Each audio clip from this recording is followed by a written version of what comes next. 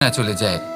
কেউ এই ভেবে ভয় পায় যে আমরা যেন পথ না হারিয়ে ফেলি, আদি ইত্যাদি। কিন্তু সত্যি কথা বলতে ভেবে দেখুন, এই ভয় বাস্তবে কি? শুধুই একটা মনস্থিতি, আর কিছুই নয়।